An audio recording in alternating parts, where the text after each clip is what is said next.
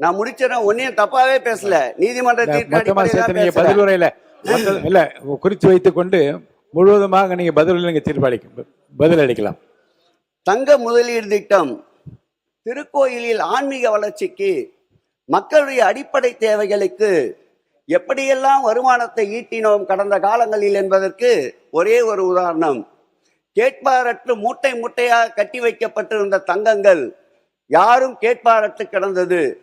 அந்த தங்கங்களை 3 நீதியரசர்கள் கொண்ட குழு அமைத்து 3 மண்டலங்களாக பிரித்து அந்த தங்கத்தினுடைய பலமாற்று பொன்னினங்கள் எந்தெந்த தெய்வத்திற்கு காணிக்கையாக வந்ததோ அந்த தெய்வங்களுக்கு பயன்படுத்த முடியாத தங்கங்களை நீதியரசர்களை வைத்து முழுமையாக அதை வீடியோ பதிவு செய்து அந்த தங்கத்தை பிரித்து அந்த தங்கத்தை இங்குள்ள பாரத ஸ்டேட் வங்கியின் வாயிலாக ஒன்றிய அரசுக்கு சொந்தமான மும்பையிலே இருக்கின்ற தங்க உருக்காலைக்கு அனுப்பப்பட்டு கொண்டு போகின்ற தங்கத்தினுடைய அளவு எவ்வளவு, உருக்காலைக்கு பிறகு கிடைக்கின்ற தங்கத்தின் அளவு எவ்வளவு என்ற சான்றிதழோடு இதுவரையில் திருக்கோயிலுக்கு சேர்த்த தங்கத்தினுடைய அளவு 1111 கிலோ.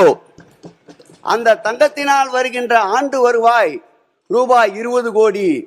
இப்படி ஆட்சி அதிகாரத்தில் இருக்கின்ற பொழுது இறைவனுக்கு சொத்து சேர்த்து அந்த சொத்தின் வாயிலாக இறைவனுக்கு திருப்பணியை செய்த ஒரு அரசு உண்டென்றால் அதுதான் திராவிட மாடல் அரசு, திராவிட ஆன்மீக மாடல் அரசு.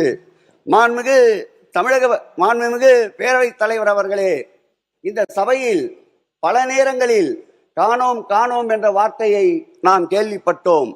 நான் சொல்லிக் கொள்கிறேன், சூரியனை வானத்தில் காணலாம், சந்திரனை நட்சத்திரங்கள் நடுவில் காணலாம்.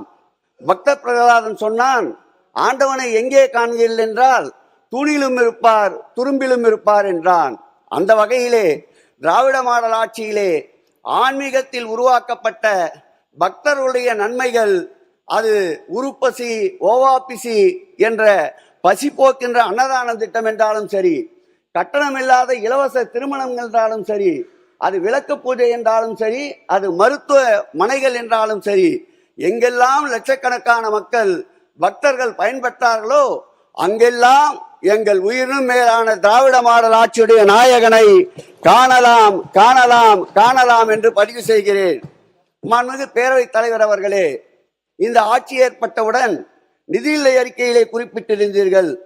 குறிப்பாக சொல்ல வேண்டும் என்றால் கொள்கை விளக்க குறிப்பிலே கூட குறிப்பிட்டிருந்தீர்கள்.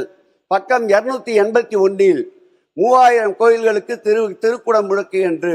ஆம், திராவிட மாடல் ஆட்சி ஏற்பட்ட பிறகு இதுவரையில் 4641 திருக்கோயில்கள் தேர்தல் அறிவிப்புக்கு முன்பு வரையில் குடமுழுக்கு நடத்தினோம். நீங்கள் குறிப்பிட்டிருக்கின்ற இந்த கொள்கை விளக்க குறிப்பில் 281 கோயிலுக்கு குடமுழுக்கு நடத்தினோம் என்று கூறியிருக்கின்றீர்கள். ஒட்டுமொத்தமாக பார்த்தால் 4930 திருக்கோயிலுக்கு திராவிட மாடல் ஆட்சியில் விதைக்கப்பட்ட விதைதான் இன்றைக்கு மரமாக வளர்ந்து குடமுழுக்கு கண்டிருக்கிறது என்பதை பதிவு செய்கிறேன். இதிலும் ஒரு பின்னடைவு. நாங்கள் ஆட்சி பொறுப்பில் 5 ஆண்டுகளில் 4930 என்றால் நீங்கள் 5 ஆண்டுகளில் 3000 என்று அறிவித்திருக்கின்றீர்கள். இந்த 3000ஐயும் கணக்கிட்டு பார்த்தால் திராவிட மாடல் ஆட்சியில் 12630 திருக்கோயில்களுக்கு நாங்கள் SLC அனுமதியை வழங்கியிருக்கின்றோம். நீங்கள் ஏற்றுக்கொண்டிருக்கின்ற இந்த 3000 திருக்கோயில்கள் அதிலே வருகிறதா அல்லது அது இல்லாமல் தனியாக நடத்த போகின்றீர்களா? அமைச்சர் பேரவைத் தலைவர் அவர்களே, 3000 கோயிலுக்கு திருக்கூட முழக்கு செய்யப்படும் என்ற அறிவிப்பு இந்த ஆட்சியின் பின்னடைவு என்று மாண்புமிகு உறுப்பினர் அவர்கள் மென்ஷன் பண்ணி சொல்லியிருந்தாரு. ஒரு விஷயத்தை இங்கே தெளிவுபடுத்த விரும்புகிறேன்.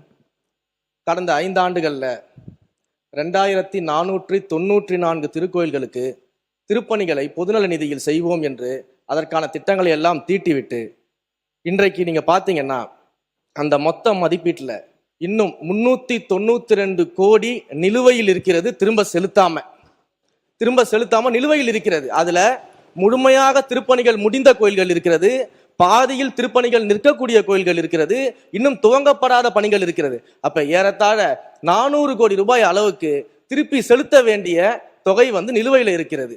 அது மட்டும் இல்லாம கடந்த 5 ஆண்டுகள் சட்டமன்ற அறிவிப்பு எடுத்து பார்த்தீங்கன்னா 2021-22 முதல் 2025-26 வரைக்கும் மொத்தம் 844 சட்டமன்ற அறிவிப்புகளை மாண்புமிகு உறுப்பினர் அவர்கள் முன்னாள் அமைச்சராக இருக்கும்போது வழங்கியிருந்தார். அந்த அறிவிப்புகளை பொறுத்த வரைக்கும் ஏறத்தாழ இன்றைக்கு மட்டும் பார்த்தீங்கன்னா நம்ம நடத்த 79 அறிவிப்புகள், அந்த அறிவிப்புகள்ல 79 அறிவிப்புகள் சுமார் 418 கோடி நிதி இல்லாம துவங்கப்படாத நிலையில இருக்குது.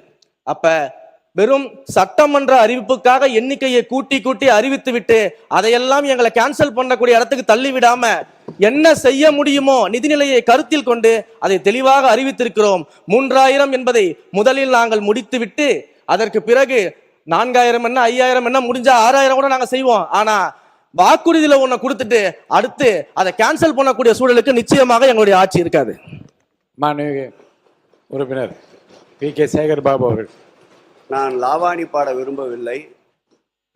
நீங்கள் அறிவித்த அறிவிப்பில் தெளிவாக சொல்லியிருக்கீர்கள் 5 ஆண்டுகளில் 3000 கோயில்களில் நாங்கள் திருப்பணி செய்வோம் என்று. அதைத்தான் நான் சுட்டி காட்டினேன்.